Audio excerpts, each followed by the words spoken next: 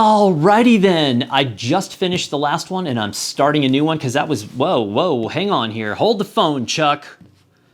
Call Starkist. Do you know what movie that is? Please tell me you know what movie that is. All right, we're starting over. Got a timer because I'm a professional. Thoughts and answers to some of your questions and my random stories and things that I think I keep hearing. And I'm hearing voices and I want to share them with you. Number 1, even though it's number 3, look how tricky I am. I only did 2 questions last time because I told that stupid story about getting in a wreck with the police. Question number 1, how do you feel about the resurgence and popularity with analog photography? I'm very happy about that. The resurgence of analog photography is a good thing because I believe that choice is a good thing. When we have multiple choices in terms of how we can make work, I think we're better off. It's like I knew people who were laughing that Nikon was talking about shutting down a facility in Asia after 70 years of production. And I don't shoot Nikon, but I think Nikon cameras are incredible. And it sucks if Nikon is in trouble, it's not good for Canon. It's not good for Sony. It may be short-term financially good, but they also tend to work a little bit, they don't work as hard. When there's less competition and you're the only person on the block, I was going to give you an example, but I don't want to waste time with it because it's about trucks, and about a truck that I think is resting on its laurels that needs to totally be reinvented. And it's resting on its laurels because everybody was buying it. They were like, oh, this is the best thing around. It wasn't. It's not. And they have to redo and revamp. But here's the point. Let me make a secondary point about analog. I love the fact that people are stoked about shooting analog, especially younger photographers, because it's different. It is a totally different way. All the negative things that digi-geeks talk about with film photography, oh, you shouldn't use film, blah, blah, blah. All that stuff that they claim are weak spots are actually the best reasons to shoot film. It's limiting, can't see it, it's expensive, slow, tangible, all good. However, if you take a sucky photograph, and I mean sucky in all caps, and you put it on Instagram and you make a YouTube film about it and you promote it, and all the lackeys out there who don't know any better tell you it's great and you're promoting this. And I've seen individuals doing this and I've seen brands doing this like crazy. Brands now will jump on anything that's hot. It's shameless. They will do anything that they can to hop on whatever bandwagon is on fire at the time. Analog photography right now is on fire, and brands will promote the garbage photography because it was done on film. That doesn't help anyone. That actually does not help the professional photography industry at all. Because when a brand or an individual promotes work that's not good, it lessens the impact of work that is. And with such short attention spans in the world, you don't get a second chance to get people back. So I saw a brand the other day on Twitter run 4 film images that were horrible. They were just bad. There was no point of view. There was nothing interesting.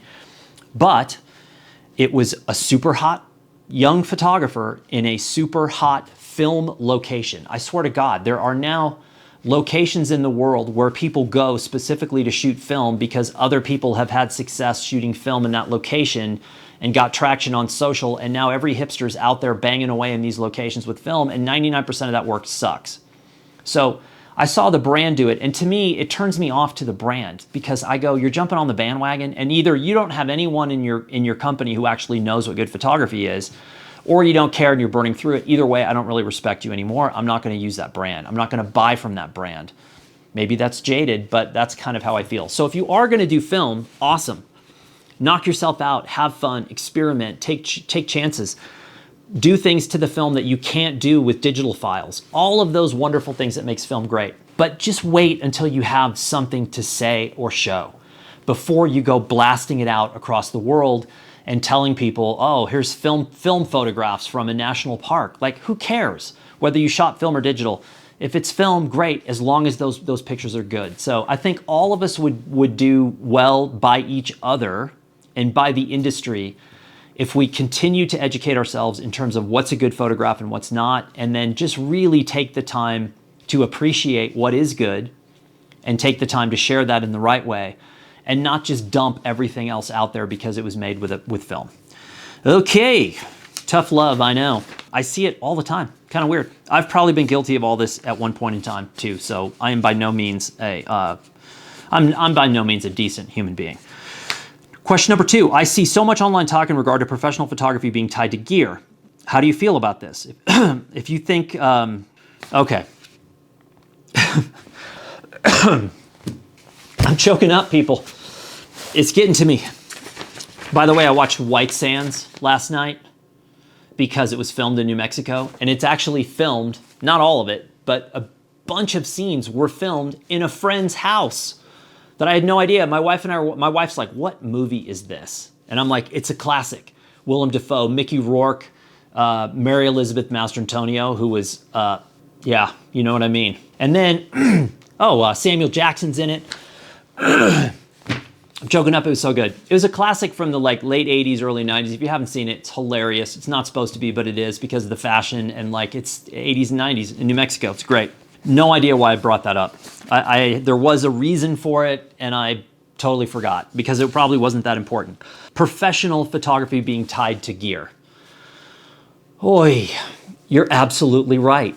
It is. Professional photography is tied to gear by about 1%. So yes, if you're going to be a professional photographer, you often need professional gear.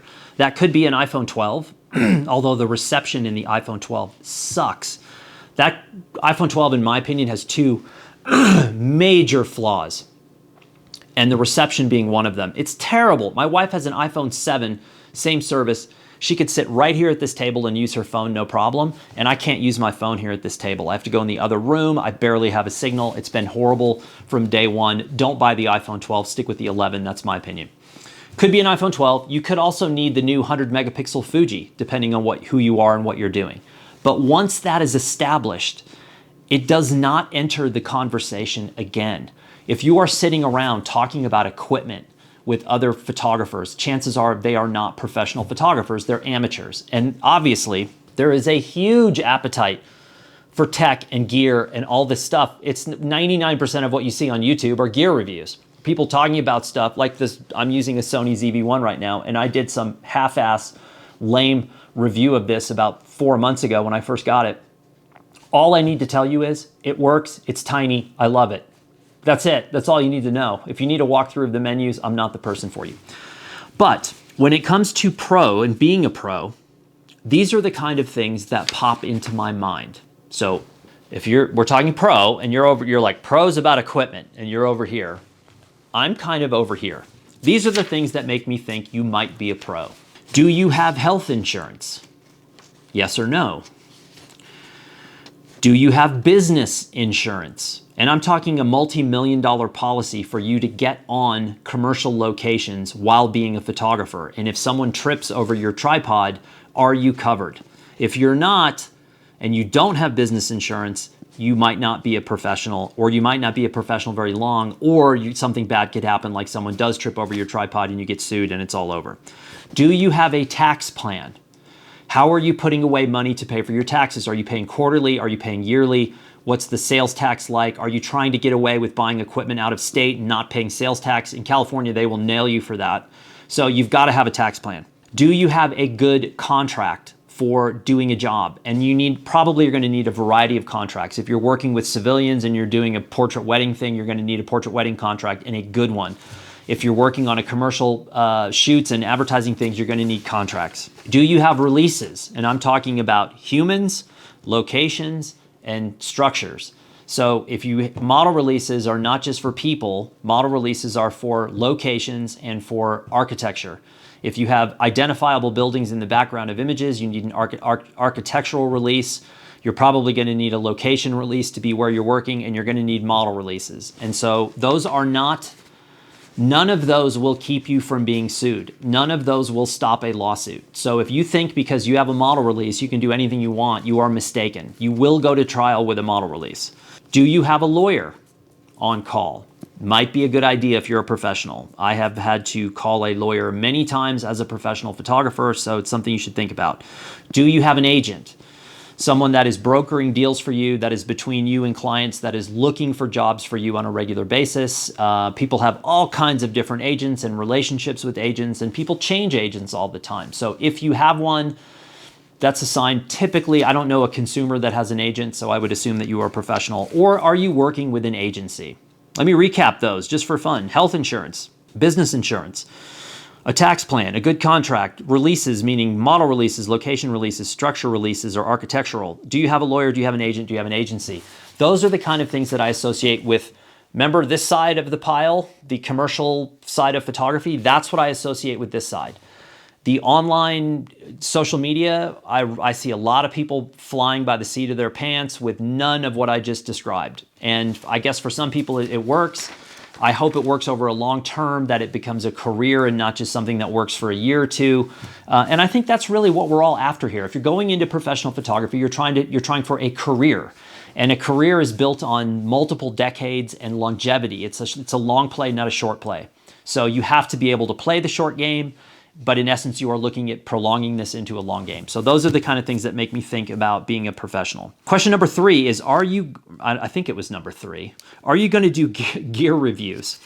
Short answer, no. But the truth is, you don't want me to do gear reviews because, number one, I don't know really how to do a gear review. And I have to break this into 2 components. I have to break it into my older equipment, my film gear, and my newer equipment that I'm using for my job.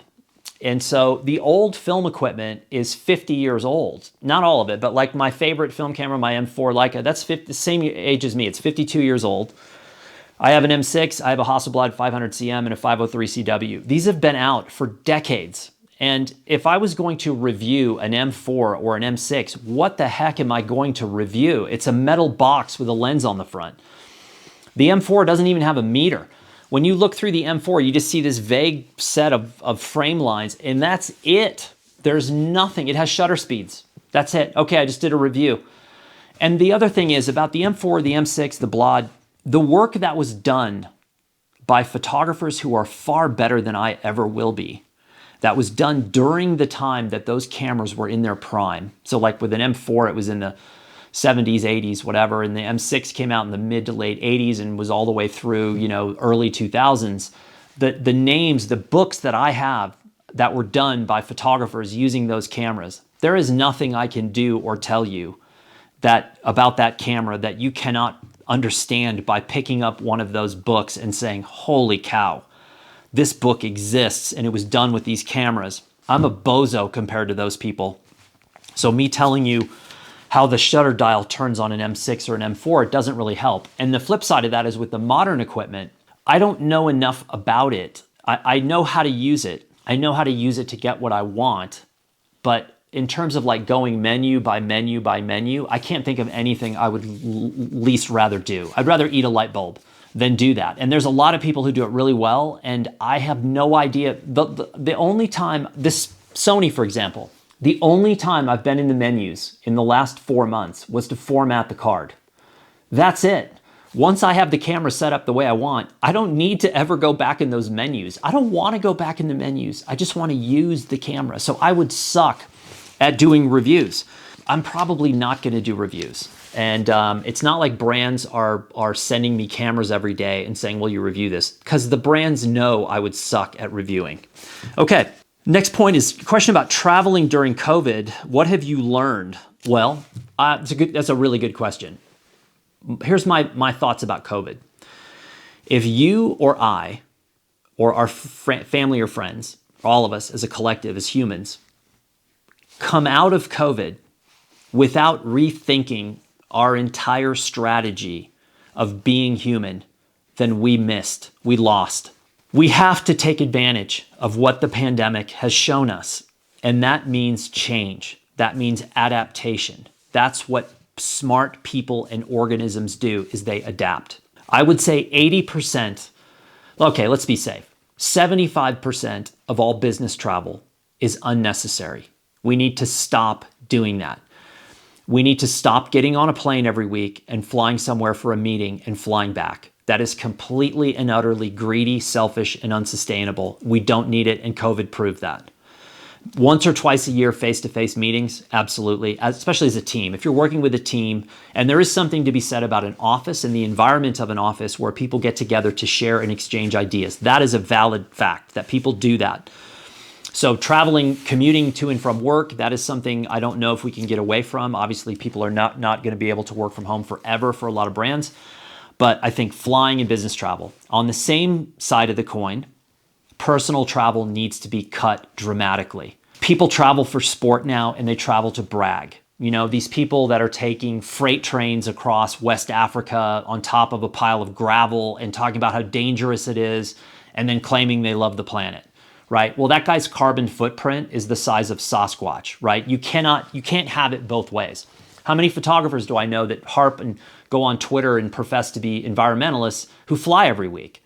I'm sorry, it doesn't work that way. You cannot have it both ways. You can be buying offset all you want. I still don't buy into it. I don't see how we can do that. So I think personal travel has to change as well. I think we have to start to investigate locally more than nationally and internationally. And I know that's going to be hard for a lot of people, because one of the things that I've heard more than anything else is when people get vaccinated and their first thing is, boy, I can't wait to start traveling again.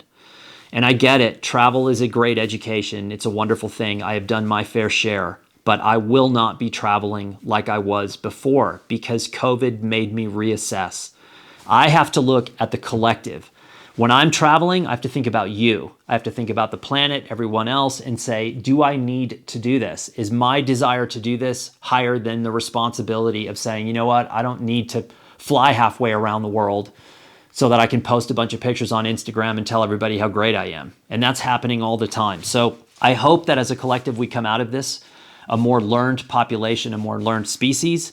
But I don't know. I think the business travel, I think a lot of companies have understood that. And it's a huge cost savings to not have people flying all the time. So I think that's an attainable aspect of this. If I had to guess, the personal travel will blow up.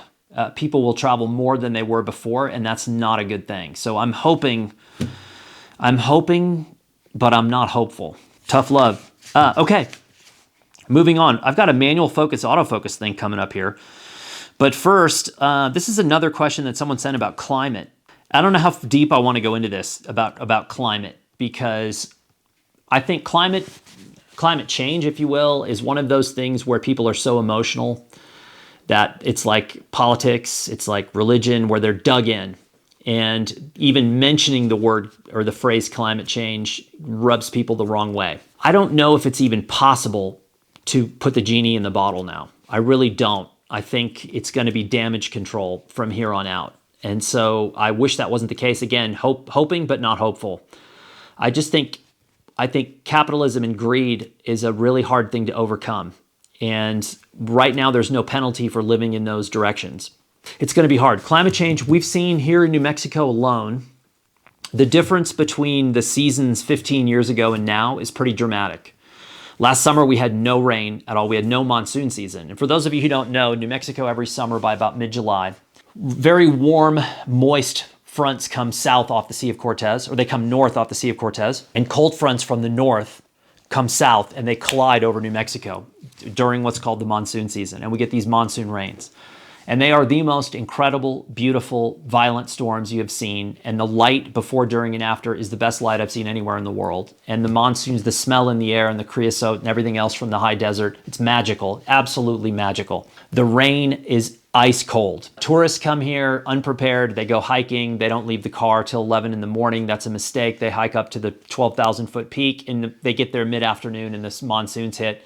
They get caught. They get hypothermic. The rain is ice cold. You have to be prepared. But the beauty of these storms it's just fantastic. Last summer, we didn't have any. That's the first time since I've been coming out here since I was in elementary school. That's the first time I've seen that. The summer before, very, very, very light rain. This winter, hardly any snow. Last winter, a teeny bit. 2 years ago, no snow. So it's really bad. The patterns, we're in a D5 drought right now. They're saying they may have to invent D5 to categorize what we're in now. And by the way, this is our third D4 in 20 years. That's unheard of. So it's not good. And I don't really know what the answer is. I mean, obviously we are not going to stop using fossil fuel. We just can't do that right now. It's too much a part of who we are, what we do. And I don't have all the answers, but I just look around and I go, okay, this is something we have to be prepared for and we need to think about. I don't see this as a political issue at all. This is a nature issue. Half the problems we have that get lumped into these political things is ridiculous. COVID is not a political issue. It's a medical issue, that kind of thing. So I'm hoping hoping for the best. All right, how do you feel? This is question number whatever. How do you feel about focus? I like focus. I like it when my pictures are sharp. I do. I'm selfish and greedy, and I like sharpness. His question was manual versus autofocus. So there's a couple things here. It's a good question. So when autofocus first came around, there were certain brands that will remain nameless that were sitting, they were top dog. They were sitting on top of the heap, and autofocus came along, and these brands were like, that's a joke. That's a fad. It's going to go away. And within 18 months, they had lost 80% market share to the brand that had good autofocus. So I went from the brand that was the top dog that lost 80% market share to the autofocus brand, and I loved it, especially for someone like me. I was a terrible sports photographer. Man, suddenly back button focus and a 600, I was like nailing stuff that I had no business nailing. But at the same time, I missed on the short lens stuff and documentary projects. I really liked focusing. It made me felt like I was actually doing something. So at the same time, I was using like Canon EOS 1s when they first came out, which is the brand I switched to. Canon came out with autofocus and just smoked Nikon off the top of the heap. I told you to remain nameless, but I lied.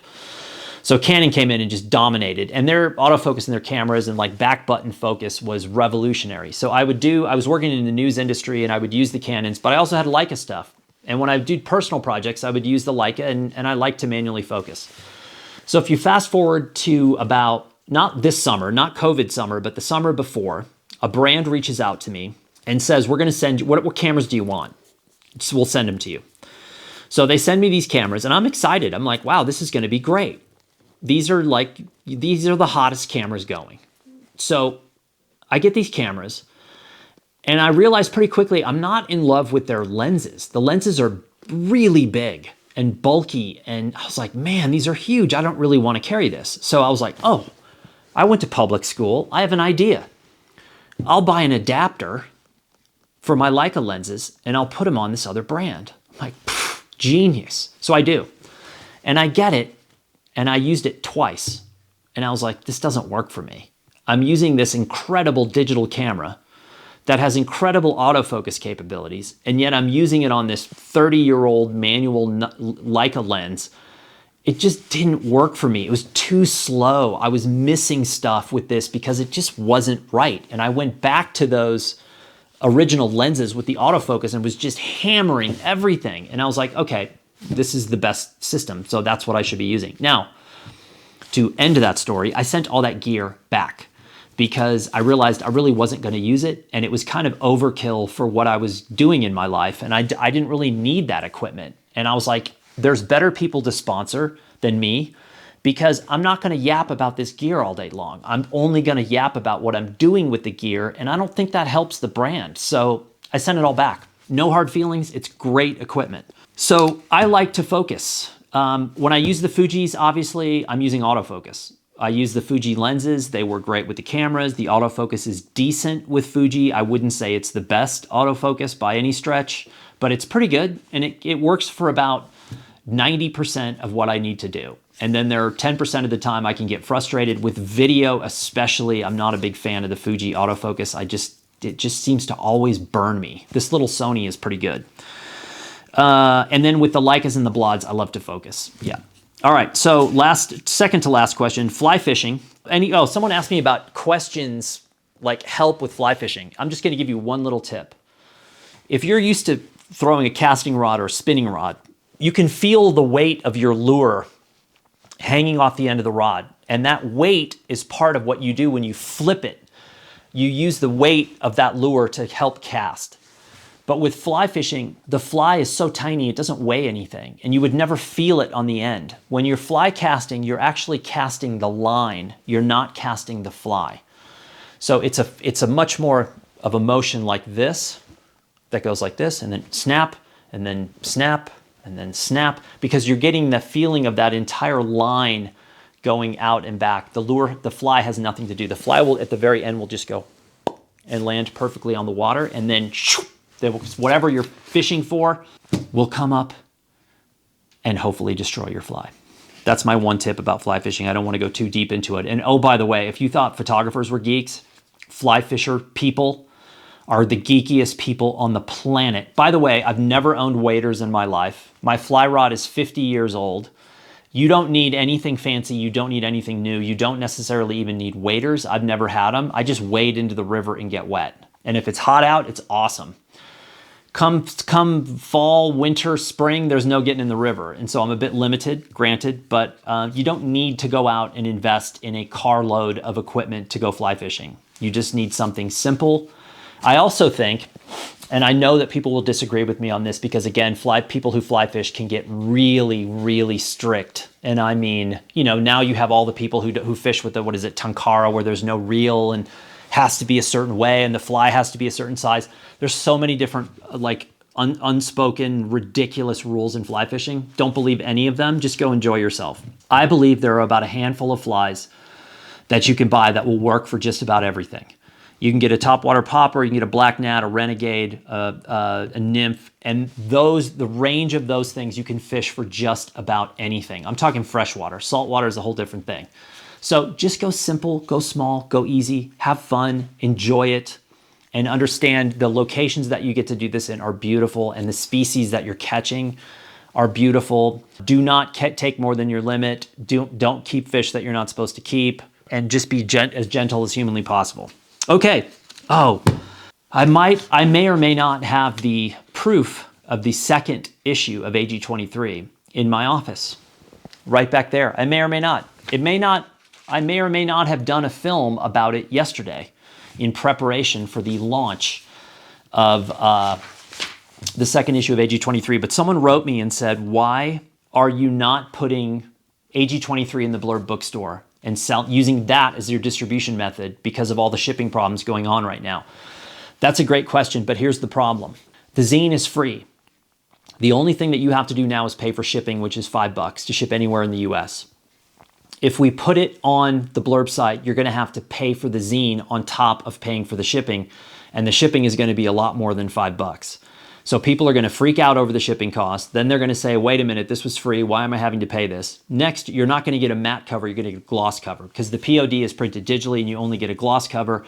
And we have, because we're offset printing the zine, we're using a matte cover. So it's a different scenario. It's not the end of the world. And I would love to try to figure out how to use the Blurb bookstore, but shipping costs are expensive. And again, I've talked about shipping a lot in the past few weeks. It is a nightmare. By the way, today, the head of US Postal Service came out and said, by the way, I'm cutting hours and you're gonna have less service, it's gonna take longer, and you're gonna pay more. So shipping is not remedying itself from COVID, it's actually still going in the wrong direction. So I don't know, but I loved the question and I'm hoping that there would be a way to do this through the Blurb bookstore, because do you realize how much work that would save us? Oh, I dream about it. It makes me nervous. AG makes me nervous because I like it and I want to make sure I'm doing right by the people who've contributed, and it's something that keeps me up at night. So the shipping would be a part of that. There's two more questions, and one is about photography and one is not. So the second to last question is there a connection between the amount a person reads and their propensity to write? And then what is my history with fountain pens? I do believe that there's a correlation between the amount that someone reads and their ability to write, because I just got these from the library today. So, and as you know, I like to read a lot. Book length material trains your brain to ingest and deal with book length material. If you are taking in micro bits of information every day through social, through the internet, your brain will physically transform to deal with that kind of input. My brain used to be that short form input. And now, because I've decided to go away from social and away from the internet and read books, my brain is able to digest this. And that is why I write so much. I probably wrote a 1,000-word blog post today for Blurb. I also wrote in my journal, and I will go in when I'm done with this, and I will probably write another 1,000-word blog post, because that's my job, number one. And number two, it's easy for me because I'm used to thinking in long form. So I do think that's a great question, and I do think that there's a correlation, but I am not a neuroscientist, so I don't know for sure, people. What is my history with fountain pens? Frank Jackson, photographer Frank Jackson, oddly enough, Frank was in the first issue of AG23. He's an LA-based photographer, and I happened to be at Frank's house a few years ago, and Frank is a very interesting dude. And yes, he's a photographer, but he can also do these pen and paper, ink and paper, ink and pen. He does these little illustrations, and they're really simple, but they're cool. And I say simple, I can't do them, but he does. And he also has really beautiful handwriting. And I was like, wow, this handwriting is great. And he had this little fountain pen in a little plastic case, and he gave it to me because he's cool and he's nice and he's generous.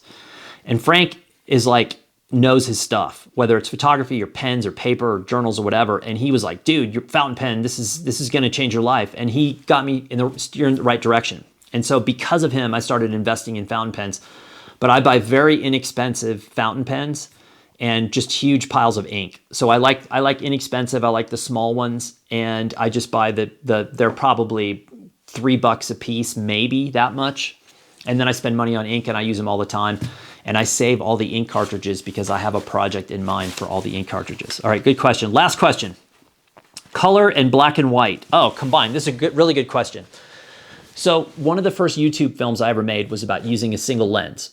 If you're going to go do a project, just use one body, one lens, and just shoot, and don't worry about anything else. And that seemed to be a pretty popular film, probably the most popular film I've ever done, which tells you that my YouTube talent is probably going like this.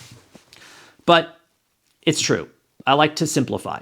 And the same thing applies when it comes to shooting 35 millimeter and then throwing in 6.6, 6.7, 6.9, 4.5, 8.10, whatever it is. When you start mixing formats, your degree of difficulty goes up exponentially, and it's very hard to put something together that's cohesive. Of all the books that you see on my shelves here, the vast, vast, vast majority were done with one technique, one camera system, black and white or color, one format, because you are after consistency of work. So this person's question about shooting color and black and white and combining them, you can do that.